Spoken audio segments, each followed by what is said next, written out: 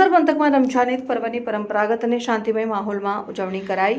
મુસ્લિમ ધર્મમાં રમઝાન માસમાં રોજા રાખવામાં આવતા હોય છે। રમઝાનમાં ચાંદ દેખાતા જ સમગ્ર વિસ્તારોમાં રમઝાનમય માહોલ છવાઈ જતો હોય છે।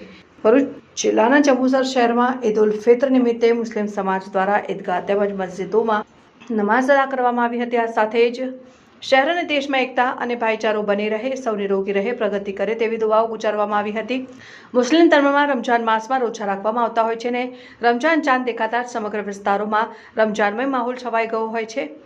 આખો મહિનો રોજા રાખ્યા બાદ ઈદનો ચાંદ દેખાતા સવારના ઈદ મનાવાતી હોય છે। ઈદ એટલે ખુશીનો તહેવાર, શાંતિ, ભાઈચારાનો સંદેશ લઈને આવતા ઈદના તહેવાર નિમિત્તે એકબીજાને ગળે મળીને ઈદની મુબારકબાદી પેશ કરાતી હોય છે। ત્યારે ભરૂચ જિલ્લાના જંબુસર પંથકમાં આજ રોજ રમઝાન ઈદ પર્વની પરંપરાગત ઉત્સાહ અને શાંતિમય માહોલ વચ્ચે ઉજવણી કરવામાં આવી હતી।